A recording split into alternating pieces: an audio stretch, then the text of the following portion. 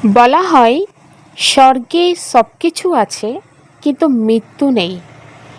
গীতাতেও সব কিছু আছে কিন্তু মিথ্যা নেই। দুনিয়াতে সব কিছু আছে কিন্তু শান্তি নেই। আজকের মানবের কাছে সব কিছু আছে কিন্তু ধৈর্য নেই। বলা হয় প্রেমের থেকে বড় হচ্ছে ত্যাগ, আর সৌন্দর্যতার থেকে বড় হচ্ছে চরিত্ররূপী দৌলত। ओम शांति। तुम्हें अपना चिंतन करना है, दूसरे का नहीं, क्योंकि ड्रामा अनुसार जो कुछ करेगा वह पाएगा। বাবা বলেন তোমাদেরকে নিজের বিষয়ে ভাবা উচিত। কেন?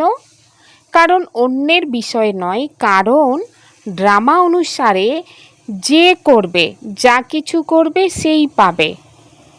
त्रिकालदर्शी बनने से आत्मा को कौन सी स्मृति आई है? ত্রিকালদর্শী হয়ে আত্মার কোন কথাটি স্মরণে এসেছে? आत्मा को स्मृति आई, हम असूल मूल वतन के निवासी इस ड्रामा में पार्ट बजाने आई है। हमने मुख्य एक्टर बन 84 जन्मों का पार्ट बजाया।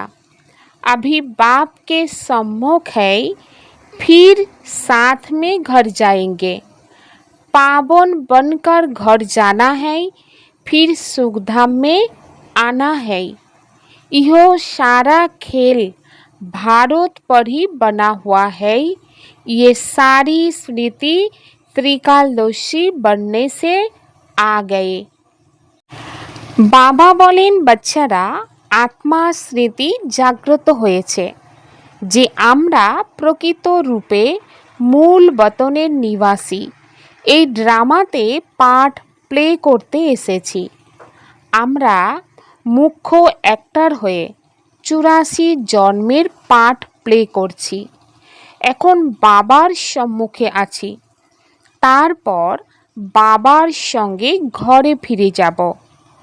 পবিত্র হয়েই ঘরে ফিরতে হবে, তারপরে সুখধামে আসতে হবে।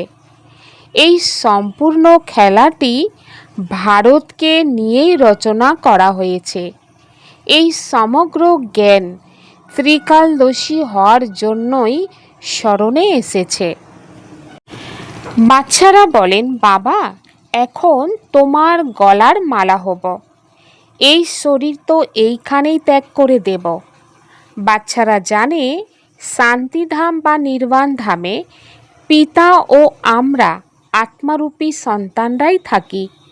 এখন বাবা ক্ষণে ক্ষণে বলেন নিজেকে আত্মা নিশ্চয় করো। তোমরা জানো আমরা আত্মারা বাবার সঙ্গেই নির্বাণ ধামে থেকেছি, পরে এই শরীর ধারণ করে 84 জন্মের চক্র পরিক্রমা করেছি। তো বাচ্চারা জানে আমরা হলাম যথাযথভাবে পরম ধামের নিবাসী। পুনরায় বাবা এসেছেন এখন। বাবা বলেন তোমরা বসে আছো, দেখছো বাবার সামনে বসে আছেন। এখানে হলো লৌকিক দেহের সম্বন্ধ। আমরা প্রকৃত রূপে ছিলাম আত্মা, পরে লৌকিক সম্বন্ধে সুখ দুঃখের জীবনযাপন করেছি। এখন তোমরা আত্মারা ত্রিকালদর্শী হয়েছ। বাবাও 3 কাল 3 লোকের বিষয়ে জানেন। বাবা বলেন তোমরা জানো নাম্বার অনুযায়ী, পুরুষার্থ অনুসারে। পড়াশোনা স্মৃতি তো থাকা উচিত, তাই না? এখন স্মরণে এসেছ, বাবাও বুঝিয়েছেন তোমরা হলে মূল লোকের নিবাসী। এখন তোমরা বাপ দাদার দ্বারাই ত্রিকালদর্শী হয়েছ। তোমরা জানো এই ড্রামাতে আমরা হলাম মুখ্য অভিনেতা। সম্পূর্ণ ড্রামার নলেজ এখন তোমাদের বুদ্ধিতে আছে। স্মরণে এসেছে আমরা অর্ধকল্প সুখধামে থাকি। সেখানে রাবণ নেই। আমরা আত্মারা সম্পূর্ণ 84 জন্মের চক্র পরিক্রমা করি। এখন বাবা সম্মুখে বসে আছেন। বাবা তোমার শ্রীমত অনুসারেই চলে আমরা তোমার সঙ্গেই যাব। जितना हो सके आपको याद करेंगे। तुम बच्चों को सारा दिन यही ख्याल में रहना चाहिए जबकि त्रिकालदर्शी बने हो। ऊंचते ऊंचे भगवान, उनके साथ तुम बच्चे भी ऊंचते ऊंच रहने वाले हो। अभी तुम बच्चों को घर की याद आई है। বাচ্চারা বাবাকে বলেন যে যতখানি সম্ভব তোমাকে স্মরণ করব। তো বাবা বলেন বাচ্চারা তোমাদের সারা দিন এই চিন্তনে থাকা উচিত।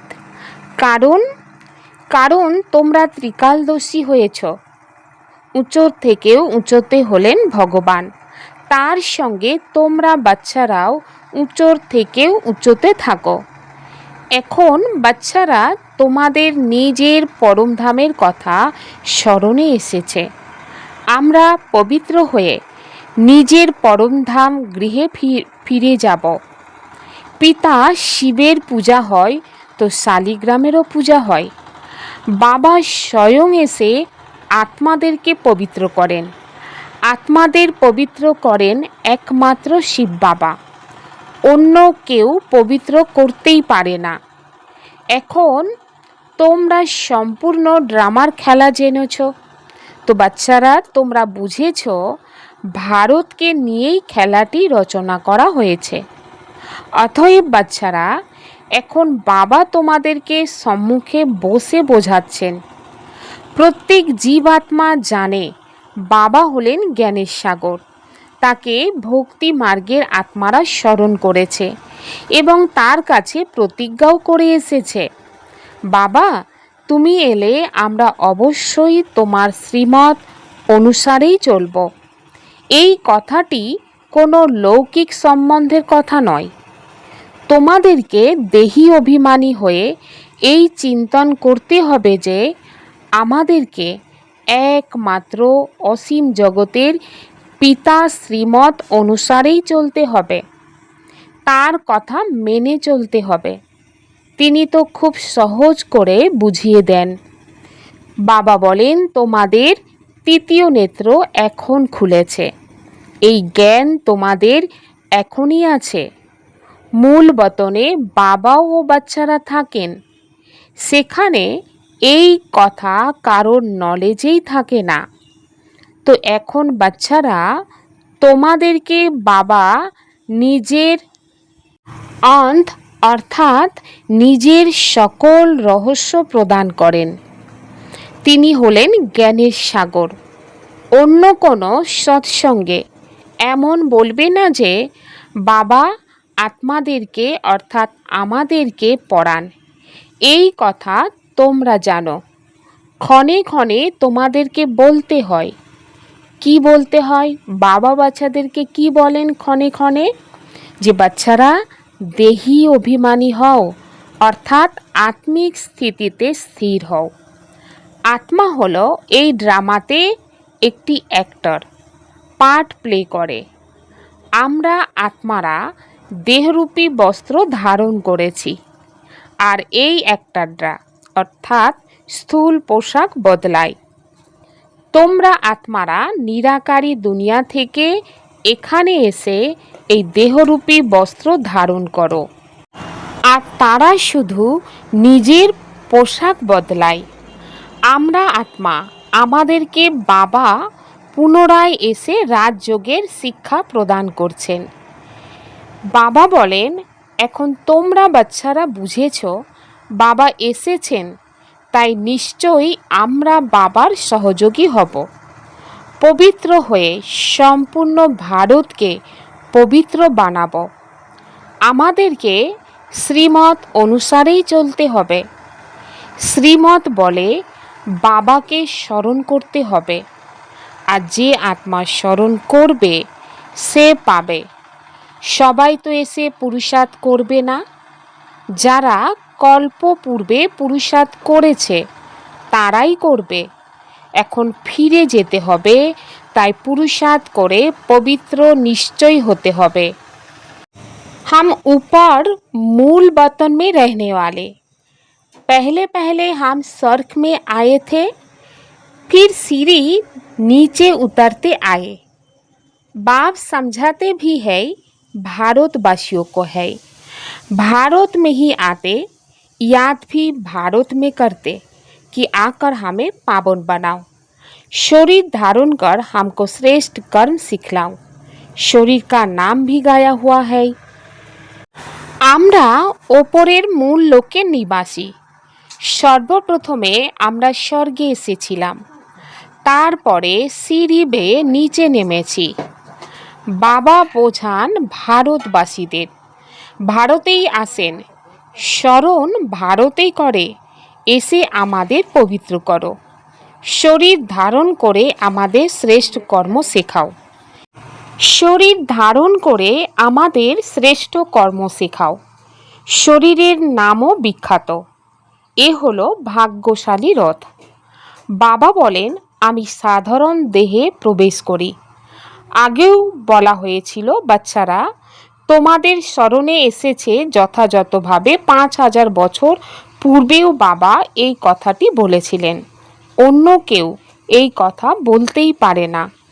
একমাত্র বাবা বলেন 5000 বছর পূর্বেও আমি এই শরীরে এসে তোমাদেরকে বুঝিয়েছিলাম। তো বাচ্চারা, এখন আবার তোমাদেরকে বলি, আত্ম অভিমানী হও। যেমন নাটকের পাত্রদের জ্ঞান থাকে আমাদেরকে কোন পোশাকটি পরিধান করে কি কি পাঠ প্লে করতে হবে, কিন্তু তারা তো হলো দেহ অভিমানী। এ হলো অসীম জগতের কথা। দেহী অভিমানী হতে হবে, অর্থাৎ নিজেকে আত্মা স্থিতিতে স্থির করতে হবে। আমরা প্রকৃত রূপে হলাম আত্মা। এখন আমাদের পাঠ পূর্ণ হচ্ছে। বাবার সম্মুখে বসে সব কিছু তোমাদেরকে বোঝাচ্ছেন। এই কথাটি ভুলে যাবে না। মায়া অনেক বিঘ্ন সৃষ্টি করে। বাবা বোঝান বাচ্চারা, তোমরা কোনো রকম বিকর্ম করবে না। মনের ঝড় অনেক আসবে, নিজের পরীক্ষা নিতে হবে। আমাদের কর্ম ইন্দ্রিয়গুলি চলমান হয় না তো? আমরা 1 নম্বর বিকারকে জয় করতে পারি কি? তোমাদের জন্য খুব সহজ। আমরা আত্মা এক পিতার সন্তান। বাবার সঙ্গে যোগযুক্ত হতে হবে। কর্ম ইন্দ্রিয়গুলি চলমান হওয়া অর্থাৎ দেহ অভিমানে থাকা, তাই না? বা বলেন তোমরা কাউকে ভয় করবে না, নির্ভয় হতে হবে।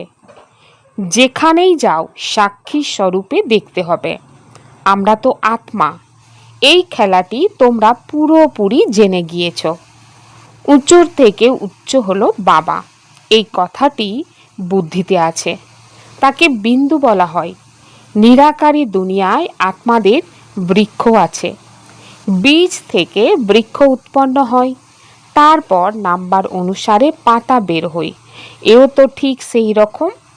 ওপর থেকে নাম্বার অনুসারে আত্মারা নিচে নেমে আসে।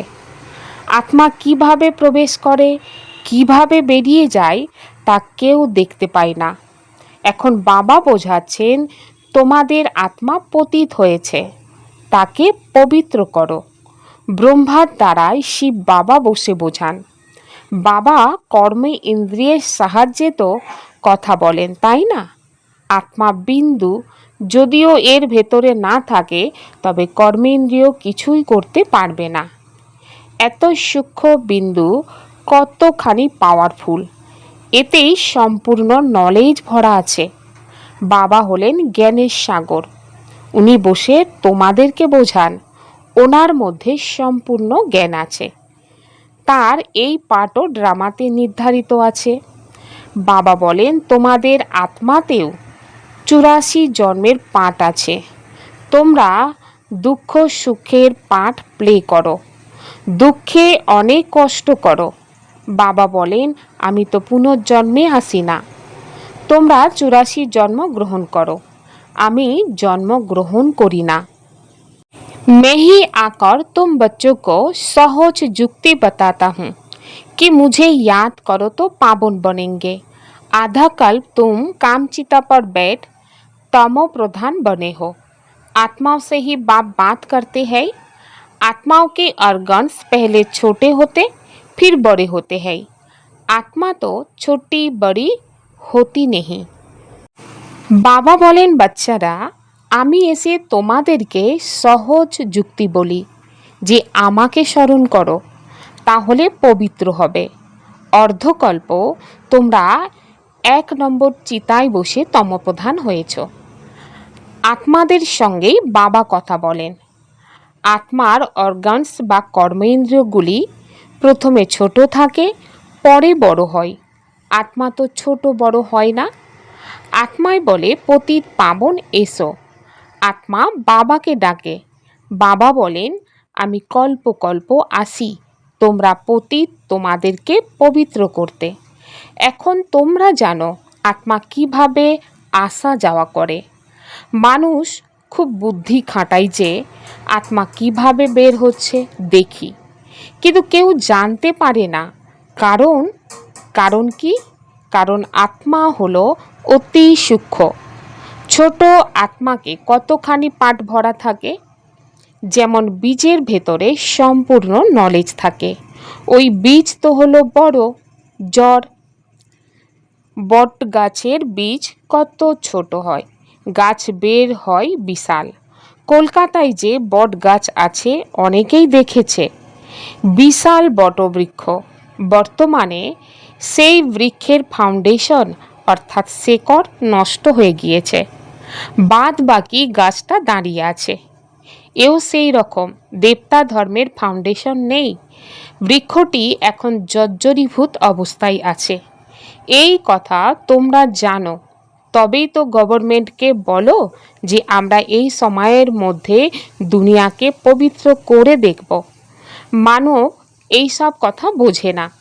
তোমাদের তো নিশ্চয়ই আছে যে আমরা এই ভারতকে শ্রেষ্ঠাচারী অবশ্যই বানাবো, তখন ভ্রষ্টাচারী দুনিয়ার বিনাশ হবে। এই যে সবাই চায় শান্তি স্থাপন হোক। আত্মা পার্ট প্লে করে ক্লান্ত হয়েছে, তাই আহ্বান করে, হে শান্তি দেবা। এই কথা তো বোঝে না যে আত্মা হলো শান্ত স্বরূপ। কিন্তু এখানে আত্মাকে কর্ম ইন্দ্রিয়ের দ্বারাই কর্ম তো নিশ্চয়ই করতে হবে। আত্মা বলে, শান্তি দাও। এই কথা কেউ জানে না যে শান্তিধাম আলাদা, সুখধাম আলাদা। সুখধামে অল্প সংখ্যায় মানুষ থাকে, এ হলো পবিত্র দুনিয়া। বাবা বলেন, কর্ম তো সত্যযুগেও করে, কিন্তু ওখানে অশান্তি হয় না। জীবন মুক্তিধাম অথবা শান্তিধাম দুই হলো আলাদা। সত্যযুগে জীব আত্মাদের কাছে সুখ থাকে, শান্তিও থাকে, এভার হেলদি ওয়েলদি থাকে। এখন তোমরা জানো স্বর্গ কাকে বলা হয়। দুনিয়ার এই কথা কেউ জানে না যে স্বর্গ কি। এরা অর্থাৎ লক্ষ্মী নারায়ণ তো সন্তান, তাই না? এই বাচ্চাদেরকে সুখ দিয়েছে কে? কেউ সুখ প্রদান করেছে, তাই না? এদের রাজ্য কি আবার আসছে? স্বর্গ অবশ্যই রিপিট হবে। স্বর্গে যখন থাকবে তখন এমন বলবে না যে নরক আবার রিপিট করব। এখন বলছো যে পবিত্রতা, সুখ, শান্তি, নূতন দুনিয়া রিপিট হবে। এ হলো পুরানো দুনিয়া, দুঃখধাম। একে বলা হয় আয়রন এজ। নূতন দুনিয়া ছিল, তাই না, যাকে স্বর্গ বলে। এই জ্ঞান তোমাদের বুদ্ধিতে আছে। যথাযথভাবে আমরা পুনরায় দেবী দেবতার পরিণত হচ্ছি। বাবা বলেন, তোমাদের এই হলো এম অবজেক্ট। আমরা পুনরায় স্বর্গের বাদশাহী প্রাপ্ত করি। অসীম জগতের পিতার কাছে স্বর্গের অধিকার অবশ্যই নেব। এই কথাটি ভালোভাবে স্মরণ করতে হবে। আমরা আত্মারা সেখানে বাস করি, পরে এইখানে আসি পার্ট প্লে করতে। এখন স্মরণে এসেছে। 84 জন্ম কিভাবে গ্রহণ করি। বাবা বোঝান তোমাদেরকে অর্থাৎ ব্রহ্মা মুখ বংশাবলী ব্রাহ্মণদেরকে ব্রাহ্মণ না হয়ে প্রজাপিতা ব্রহ্মার সন্তান না হয়ে শিব বাবার কাছে স্বর্গের অধিকার কিভাবে প্রাপ্ত করবে। প্রজাপিতা ব্রহ্মা হলেন বিখ্যাত। ব্রহ্মার দ্বারাই নূতন দুনিয়া স্থাপন করেন, সুতরাং নূতন দুনিয়ার রাজ্য নিশ্চয়ই তারাই প্রাপ্ত করেন। 5000 বছর পূর্বেও ব্রহ্মার দ্বারাই বিষ্ণুপুরী স্থাপনা করেছিলেন। এখন পুনরায় রিপিট হবে, তার জন্য তোমরা প্রস্তুতি নিচ্ছ। অনেক বাচ্চারা জিজ্ঞাসা করে, ড্রামাকে বড় মনে করব নাকি পুরুষার্থকে। বোঝানো হয় পুরুষার্থ অবশ্যই করতে হবে। পুরুষার্থ না করলে প্রারব্ধ কিভাবে প্রাপ্ত হবে। সম্পূর্ণ পুরুষার্থ করতেই হবে। কেউ ভালোভাবে পুরুষার্থ করে তখন বুঝতে পারা যায় যে ড্রামা অনুসারে এনার পুরুষার্থ ভালোভাবেই চলছে, পদও ভালো প্রাপ্ত হবে। তাদের পুরুষার্থ খুব তীব্র গতিতে চলে, চলতে চলতে অনেকে আবার পদ কম হয়ে যায়। ব্রাহ্মণীরা জানে, ব্রাহ্মণীদের কাছে যারা আসে তারাও জানে অমুক ভালো পুরুষার্থ করত, আজকাল আসে না। তারা বলে আমাদের বুদ্ধিতে কেন ঢোকে না, বাবাকে আমরা স্মরণ করতে পারি না, তাই আমরা আর চলতে পারবো না। এটা হলো উচ্চ লক্ষ্য। এমন এমন কথা লিখে দেয়। তো মুখ্য কথা হলো নির্বিকারী হওয়া। বিকার ত্যাগ করা খুব কঠিন। তোমরা জানো ড্রামা অনুসারে কল্পপূর্বের মতো এদের এমন অবস্থা চলছে। इस बेहद के खेल को साक्षी हो देखना है, कोई से भी डरना नहीं है। निर्भय बनने के लिए मैं आत्मा हूँ, ये पाठ पक्का करना है। এই অসীম জগতের খেলাটিকে সাক্ষী হয়েই দেখতে হবে, কাউকে ভয় পাবে না। निर्भय হওয়ার জন্য আমি আত্মা এই পাঠ পাক্কা করতে হবে। अपनी जांच करके स्वयं की परीक्षा लेनी है कि कोई भी कर्म इंद्रिय चलायमान तो नहीं होती है। काम विकार पर विजय पाई है, देही अभिमानी कहाँ तक बने है। বাবা বলেন নিজের চেকিং করে নিজেই পরীক্ষা নিতে হবে। যে কোনো কর্মেন্দ্রিয় চলমান তো নয়। 1 নম্বর বিকারকে জয় করেছ, কতখানি দেহি অভিমানী হয়েছ। एक बाप की स्मृति से सच्चे सुहाग का अनुभव करने वाले भाग्यवान आत्मा भव। जो किसी भी आत्मा के बोल सुनते हुए नहीं सुनते, किसी अन्य आत्मा की स्मृति संकल्प व सपनों में भी नहीं लाते, अर्थात किसी भी देहोधारी के झुकाव में नहीं आते। एक बाप दूसरा ना कोई इस स्मृति में रहते हैं, उन्हें अविनाशी सुहाग का तिलक लग जाता है। ऐसे सच्चे सुहाग वाले ही भाग्यवान है। বাবা বলেন এক বাবার স্মৃতিতে থেকে সত্যিকারের সোহাগের অনুভবকারী ভাগ্যবান আত্মা হও। যে আত্মা কোনো আত্মার কথা শুনেও শোনে না, কোনো অন্য আত্মার স্মৃতি সংকল্প বা স্বপ্নেও আনে না, অর্থাৎ কোনো দেহধারীর প্রভাবে আসে না। এক বাবা, দ্বিতীয় কেউ নেই, এই স্মৃতিতে থাকে। তার ললাটে অবিনাশী সোহাগের তিলক লেগে যায়। এই রকম সত্যিকারের সোহাগী আত্মারাই ভাগ্যবান হয়। अपनी श्रेष्ठ स्थिति बनानी है तो अंतर्मुखी बन, फिर बाहर मुक्ता में आओ। বাবা বলেন নিজের শ্রেষ্ঠ স্থিতি বানানোর জন্য অন্তর্মুখী হয়ে পুনরায় বাহির মুক্তায় এসো। জ্বালা স্বরূপ স্থিতিতে থেকে শক্তিশালী স্মরণের অনুভব করতে হবে। যেরকম অগ্নিতে কোনো জিনিস দিলেই তার নাম রূপ গুণ সব পরিবর্তন হয়ে যায়, এই রকম যখন বাবা স্মরণের লগনের অগ্নিতে পড়ো তখন পরিবর্তন হয়ে যায়। মানুষ থেকে ব্রাহ্মণ হয়ে যায়, তারপর ব্রাহ্মণ থেকে ফরিস্তা তথা দেবতাও হয়ে যায়। লগনের অগ্নির দ্বারাই এমন পরিবর্তন হয় যে নিজস্ব বলে কিছুই থাকে না। এই জন্য স্মরণকেই জ্বালারূপ বলা হয়।